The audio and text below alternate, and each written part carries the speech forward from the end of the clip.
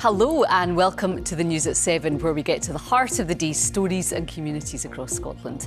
Tonight, a political row erupts ahead of the UK government's planned benefit reforms. Downing Street says there are moral and economic reasons to fix the UK's broken welfare system, but there's concern about how the changes will impact people's lives. My beliefs, core beliefs, are to support people who are vulnerable in society, and that was theirs. That was why I was part of that party. We'll take a look at what any change could mean for benefits here in Scotland. Also tonight, the last commercial shipyard on the Clyde misses out on a crucial contract to build 7 new ferries. A Polish firm has been named as the preferred bidder to build Calmac's 7 all-electric ferries rather than Ferguson Marine. We'll also have all the sport with Lewis. Lewis, what have you got for us tonight? Well, Laura, we're going to hear from the Scotland football camp about their new call-up, striker George Hurst, and reflect on yesterday's dramatic derby matches in Glasgow and Dundee. And later we'll hear from the Ayrshire woman who's just become the first double amputee to complete a gruelling high rocks competition. Hello, I'm Laura McKeever. Welcome to the News at 7.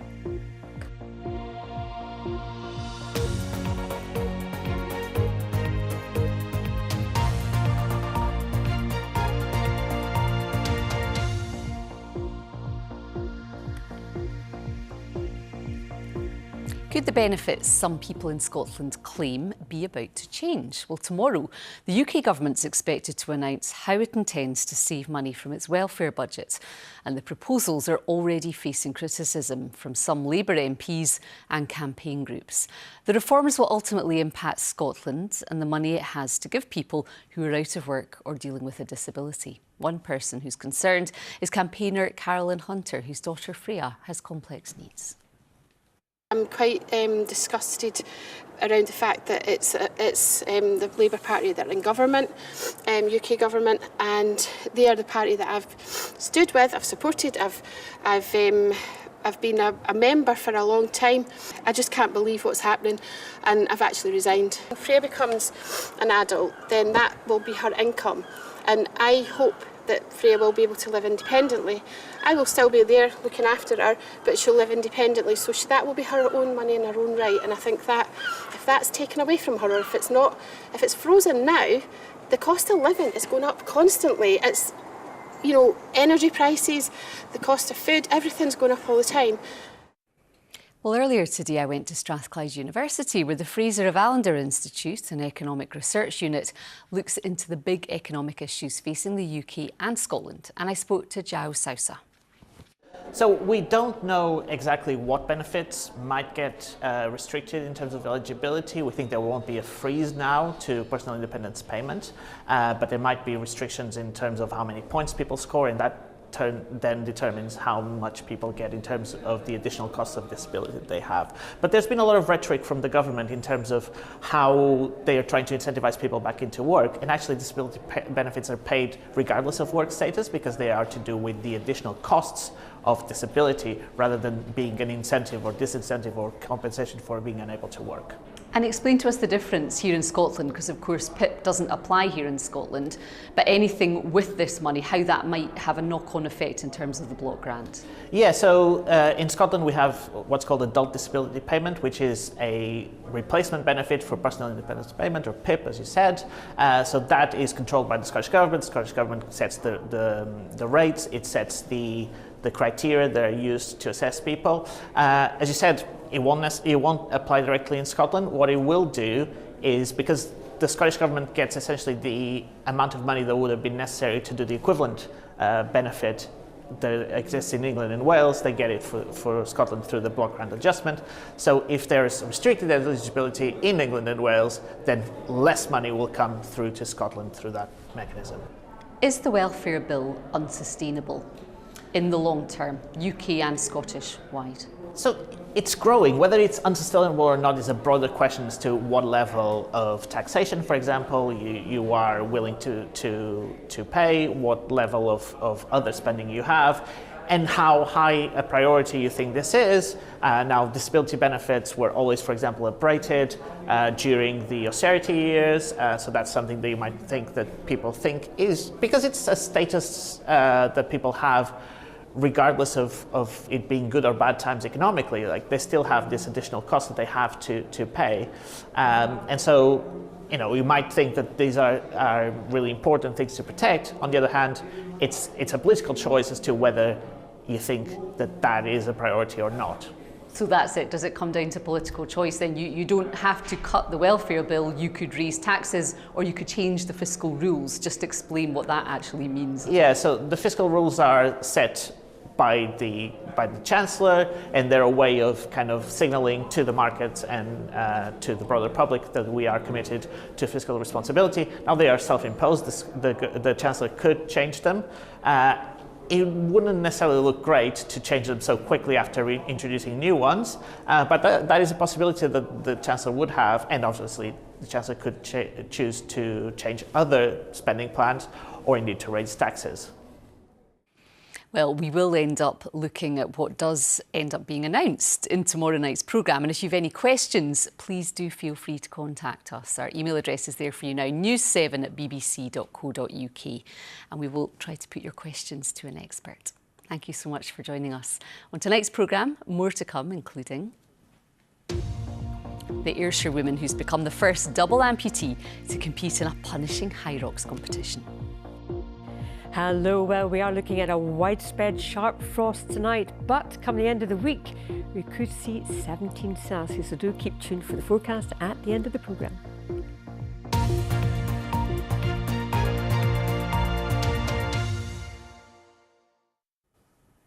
Now, the nationalised Ferguson Shipyard on the Clyde has missed out on a £175 million contract to build 7 ferries for Calmac.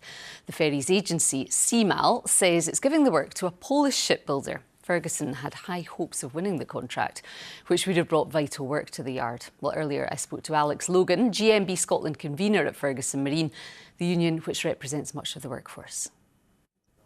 It's a bitter blow, Laura, to be honest with you. So we thought we were in with a chance of maybe securing the 7 small ferries, but I think we get the call this morning. It's a bit of devastating news for the Inverclyde community and for the yard. And Ferguson's is the last shipyard on the Clyde. What do you think this says for its future? Well, I was quite surprised because the government have invested £14.2 million funding for the next 2 years. And they're investing that money, but we haven't secured any orders. I find it quite strange. So I'm hoping that at the end of the year, when the second phase of the ferries come out, we can get a direct award. Do you think that this has got anything to do with the previous 2 ferries, the Glen Sannox and the Glen Rosa, and the fact that they ran over time and over budget? Do you think that maybe damaged Ferguson's prospects in this instance? Well, it's damaged our reputation, but I don't think it should damage us in the procurement rules. As I say, we came out of Brexit and we thought we can just go for a public procurement audit, and we would get public procurement for Scottish ferries to build in a Scottish shipyard. So I think that was we were pinning our hopes on, but unfortunately we still abide by European laws. So what do you think is to come? What kind of work do you think is ahead for Ferguson's? Well, we've continued to finish the Glen Rosa. We've secured BA Systems work. Starts in April in the yard. We were hoping to, on the back of that, we were hoping to have the ferries. I know the company's actively seeking other work. We've been in this position before in Ferguson's, but we've had to diversify. And if that's what we've got to do, diversify until such times that we can secure another order, then hopefully the company can find some work there that we can manage to get hold of. And you have this skilled workforce there as well. Are people happy to stick around and make sure that those skills stay within this limited industry now in Scotland? Yeah, we have a skilled workforce. We've heavily invested in the apprenticeship scheme as well. So as a devastating blow for the young kids at Inverclyde just now, that we had a good chance with these 7 small vessels. We could invest again in apprenticeships going forward for the next 7 years and secure a future for the kids. I find it very difficult now. Probably as you say, they're the last remaining commercial shipyard in the Lower Clyde. What lies ahead, I don't know. It's very treacherous times for us. Just finally then, what's the mood today, Alex? How are people feeling? It's disheartened, but I don't think they're surprised. In order the 7 small ferries. I think they were more pinning their hopes on the next batch of the small ferries in December, and hopefully we can, as I say, the government can do a direct award this time. That was Alex Logan there, GMB Scotland convener at Ferguson Marine. Right, let's take a roundup now of the stories making the BBC News app in Scotland. And allegations of historical sexual abuse at a secondary school in the Scottish Borders are being investigated by police. The school hasn't been named, but it's understood to be Galashiels Academy. No offers have been made to take over Inverness Caledonian Thistle. The club went into administration last October, and administrators say the club is still at considerable risk. A teenager has been charged after an Aberdeen mosque was vandalised while worshippers were inside. Paint was thrown and a window was smashed on Saturday evening. And 2 giant murals of the football legend Denis Law have been painted on a high-rise block in his home city of Aberdeen.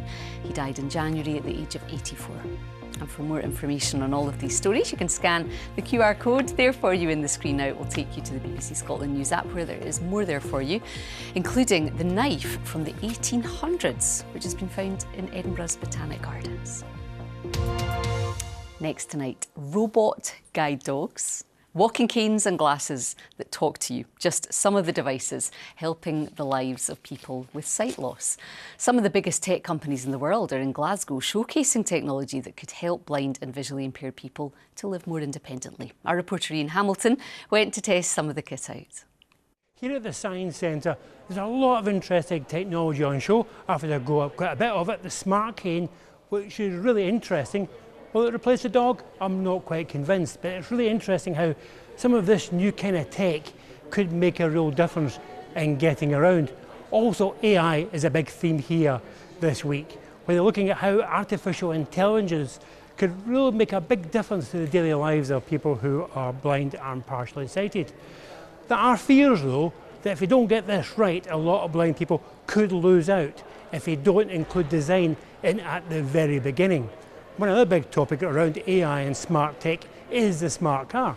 Now, will people like me ever drive a smart car in the future? Some may. In my lifetime, I'm not utterly convinced. But I must say, some of the tech here on show is quite fascinating and will make a big difference to people's daily lives when it all comes to fruition.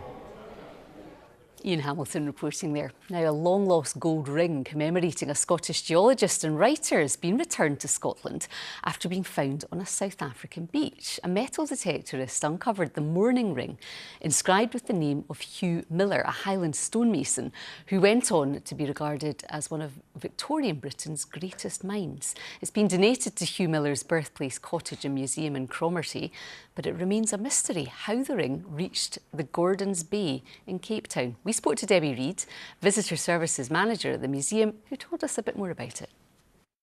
This story begins back in 2022 when the ring was first found by a metal detectorist in South Africa. And she very kindly reached out to the Friends group here and said, "Oh, I found something rather interesting." And we went, "Oh, yes, it is." And luckily, it took a while, but we've been able to get the ring over here and verify that, yep, it is legit.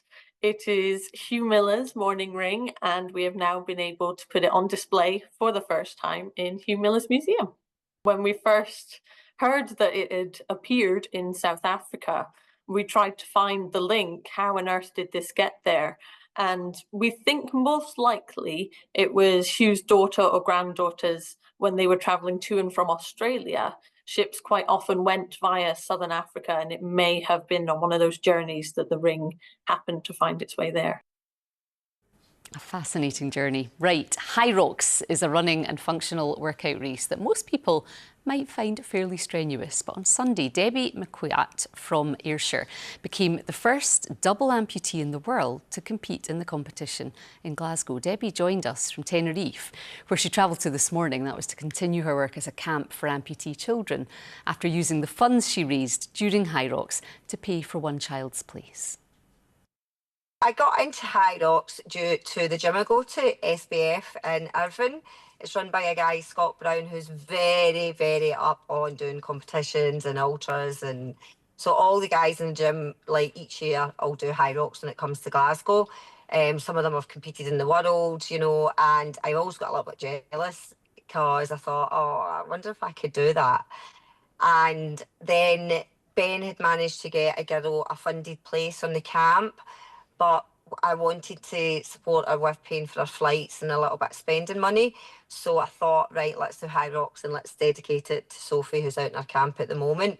And that's why I done it. So you did it. It looks horrendous Yes. to most people, Exactly. but you did this, and importantly, you didn't do it within a double amputee category, did you? What was that like? No, so what they brought out adaptive, and they have an upper impairment section and they have a lower impairment section, but they don't actually have a section for somebody missing two limbs, like an arm and a leg. So they had nowhere to put me, so they had to put me in the upper limb impairment. So globally, they told me I'm the first person in the world missing two limbs to have actually done it. What was it like? Horrible. Horrible, but amazing. I nearly gave up in the second station. I'd only done, 2K, and ran into the second station. It was a sled pull, and I could not get that sled to move. I fell 3 times. You know, I was like, I'm giving this up. But I had Scott, my coach for the gym there, so he got me through it, to be fair. He just kept shouting at me to keep going, basically. Keep going. I was like, right, okay. And what was it that kept you going? It was amazing. I think the fact of Sophie, because it was raising the money for Sophie, the fact that I always feel in a good way that I have to prove that you can do things. So I use it as a motivator. There was loads of people there in the crowd, so I didn't want to not finish it. And probably just the sheer determination and endurance. We live with that anyway. When you're missing limbs, all these things come naturally. So I really think having a limitation actually can get you through these things. Well, Debbie, you did amazingly well, and it's great to watch, and I'm sure inspiring as well for these kids and their camp that you're helping out with. But lovely to talk to you tonight on the News at 7. Thank you so much. No problem at all. Thank you. Still to come, we have the weather with Judith, and we also hear from the Rock Choir, flash mobbing Scottish cities for comic relief. But first, let's get the sport now with Lewis. Thanks very much, Laura. Good evening. There is a new face in the Scotland camp, and it's this man here, George Hurst. We flagged up his potential call-up on this programme a couple of weeks ago, and now it's happened for the Ipswich Town striker who scored in the Premier League at the weekend. He's in contention to face Greece on Sunday, and today I heard from the Scotland coaching team about the 26-year-old. We've been monitoring him for months now. And when we asked him, he was delighted to come and join us, and that's what we want. We've always said we want players who want to come and play for Scotland, and it's great. I know his dad played for England, what have you, but he wants to play for Scotland, and that's the type of player we need. So he brings us a different dimension. Obviously, we lost Dykesy because of injury, and he's a little bit similar to Lyndon, but what a goal he scored at the weekend. What a way to leave his club football and come to international football. And he's an intelligent lad, he's bright, he loves football, and he's fitted in straight away. I had a good chat with him last night, and obviously from my time at Sheffield, so we spoke about a number of things, but most importantly, he's a good player, and he certainly brings something to the squad. What's the atmosphere like in the group in terms of a new boy coming in? Like, how do you help George settle in with the group that are all very familiar? I think it's quite easy because of the type of guys we've got, and you know better than anybody. They're a great bunch of lads, and they make people feel welcome. We've actually had 4 of our under-17s train with us this morning, and they were outstanding. They were incredible. It was great. Our young players that have come into the squad, it's as if they're not coming in for the first time. They're here because, you know, they've earned the right, and like I say, everybody's made welcome, and you know, our captain John, Andy's not here, John McGinn, he just makes you feel at home straight away. What a Sunday it was, with 2 fantastic derbies in Scottish football. And Barry Ferguson says that his Rangers players now have the self-belief required to achieve results like their 3-2 win against Celtic. A dramatic match was sealed by a goal of the highest quality, with Hamza Egaman only on the pitch as a substitute for a few minutes before firing in this spectacular winner for Rangers, sending the 2,400 fans they had inside the stadium wild. Ferguson's glad that he's beginning to see the best of his team. I knew there was a good team here. They're just missing a bit of self-belief. I just thought they had to be driven on a bit more. That's what we've done as a staff. And again, I've got to give the boys credit. They listen, they tune in. And I think over the last 10 days, you've certainly seen the benefits of that. Performance level, it's something that we need to look at, because I don't think we've been as good as what I would like us to be in these games of late. We get through and we win the cup final, which is great. But again, performance, not at our highest level. Obviously at Ibrox we were beaten on the day, and obviously we lose today. So there's a wee bit of thinking to be done. Now on to the events in the city of Discovery, where Dundee won at Tannadice for the first time in 21 years. The visitors had 2 goals ruled out for offside in a 4-2 victory. Former United striker Simon Murray's penalty sealed the deal, and he definitely enjoyed that one as well, as we can take a look just now. Dark Blues boss Tony Docherty believes that people are seeing the real Dundee again because of more seasoned pros managing to get off the treatment table to join the likes of Murray on the pitch. We have been hampered, as you know, as I just said there, that we experienced players being injured and not being available for the squad. I think when you've seen us today, we are experienced in there, with Trevor, Joe, Jordan McGee. And then, you then see more of the Mulligans, the Adewumis, the Camerons. And I think, that's the level of performance that we're absolutely capable of. I just felt we were second best for that first half, and it's unacceptable in a game of this magnitude, a game that means so much to our supporters. To be second best is not acceptable. And for plenty more, head on over to the BBC Sport website. There's plenty of rugby news for you there too. After the Six Nations drew to a close, including Grant Gilchrist backing Gregor Townsend to remain as Scotland head coach, despite a disappointing campaign. And that's all the sport from me for tonight, Laura. You didn't see anyone burst into song over the weekend, did you? Well, I certainly did, in varying degrees. Disappointment in the rugby, plenty of happy football fans, but yeah. Well, there was more. It was out on the streets too. I will explain why. If you saw hundreds of people bursting into song across Scotland yesterday, don't be alarmed. Chances are it was just the rock choir performing a flash mob to raise money for comic relief. Here they are, springing into action in Glasgow.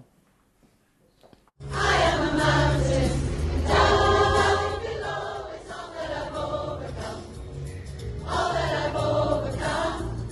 Whoa, I am a mountain, and down below is all that I've overcome, all that I've overcome. Well, earlier I spoke to Elaine Williamson from the choir to find out what it was all about.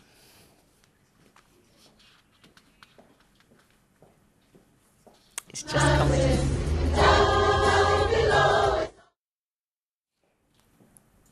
Do stay tuned. We're just trying to get hold of Elaine from the Rock Choir to tell us more about what they were doing over the weekend. Here she is. So Rock Choir Scotland, we did flash mobs for comic relief all the way from Aberdeen right down to Glasgow. So four in total across the weekend. I love a flash mob. Yeah. What happens when you start? Just describe what you guys see. So we've got the public, we've got our choir members, and the choir members have to just pretend to be the general public, and they just randomly start to sing and move as the song's going. So at different points in the song, we'll give them a part to kind of start, and then by the end of the song, they're all in and they look like a choir. So it builds up, essentially. What did you sing? Mountain by Sam Ryder. Fabulous. So why were you doing this? For comic relief. For comic relief. So Rock Choir and Comic Relief have got a great connection. We've raised lots of money for them across the years, and this year we're going big. So we're doing flash mobs across Scotland and England, and actually on Friday we're going to be on the live Comic Relief show. Brilliant. Have you decided what you're doing? Yes. Would you like to tell us? Yeah, I believe so. I believe so. It's Somewhere Only We Know by Keane. Oh, fabulous. Such a great song.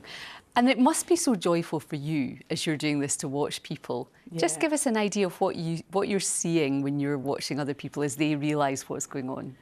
Oh, it's quite funny actually, because you've got people that are really like going, oh my goodness, what is going on here? And then they realise that everyone around them is starting to sing and move and they're just hurrying to get out of the way. Do they ever try and join in?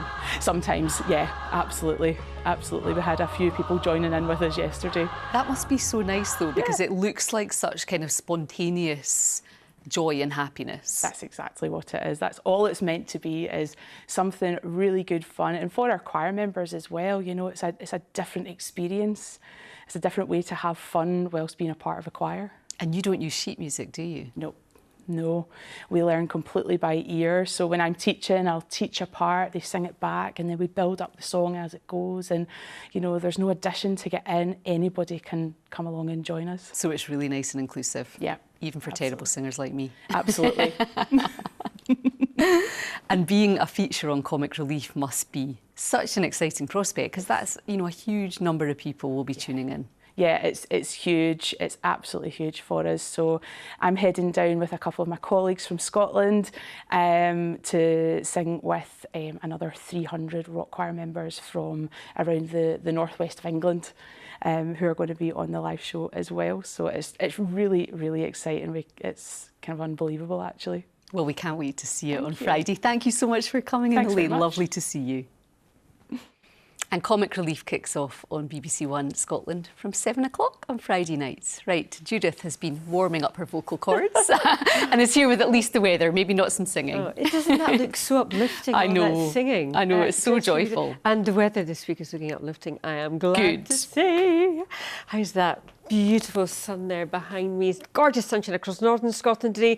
We've had a bit more cloud through the central lowlands and the south. That's shifting as we speak. And then look at this picture. Perfect. Absolutely gorgeous. And do you know what? There's a lot more of that to come in the coming week as well. Here we go. Let me tell you about it as well. So a lot of dry weather in the forecast. Now, as far as tonight's concerned, clearing skies right across the country, bringing some dry conditions. But the week ahead is looking dry. Plenty of spring sunshine. And we've also got chilly nights with widespread frosts as well. Why is that? Well, high pressure over the near continent, bringing a nice sturdy ridge across Scotland, and that will stay with us through the coming week. This week feature a warm front introducing much milder air by the end of the week. We'll have a wee taste of summer come Friday. But into tomorrow morning, it's a chilly old start and a frosty start. The odd Mr. Fog patch in the Glen, but as you can see, temperatures widely below freezing. But a glorious start today, but do get the big coat out first thing. A bit higher across the Western Isles and the Northern Isles. I think first thing in the morning across Shetland, there will be some cloud, but as we head through the day, that cloud here will break and we'll see some sunshine. But elsewhere, it's simply a glorious spring day. And temperatures will rise into double figures for many of us, probably reaching around 10 or 11 Celsius. And with the strength of sunshine at this time of year, it will feel pretty pleasant. A wee bit cooler on the east coast with a bit more of a breeze here, a bit more of a breeze down towards the southeast as well. As we head into tomorrow evening, it's another chilly one. Temperatures plummeting away very quickly. A widespread frost forming, leading us into a chilly start on Wednesday as well. But lots of dry weather, lots of sunshine, any mist and low cloud very quickly shifting as we head through the course of the day. Highs of 11 Celsius, that bit cooler towards the east coast once again with a bit more of an onshore breeze here. So as far as the rest of the week is concerned, well, here is the good news. Sunshine, sunshine, sunshine, sunshine, and temperatures now into double figures. 14 Celsius comes Thursday, but here we go into Friday. I reckon we could see highs of around 17 Celsius up towards Inverness, central swathe of the country, and also across western Scotland. I wouldn't be surprised if we even see an 18 Celsius summer for one day only to end the week on. That's it. Who needs spring, Judith? Summer's coming. Thank you. And we will be back here again tomorrow night. Do please join me then, and you can stay up to date with all of the stories that we have covered tonight and more on the BBC News Scotland website. From all of us here, bye-bye for now. We'll see you tomorrow.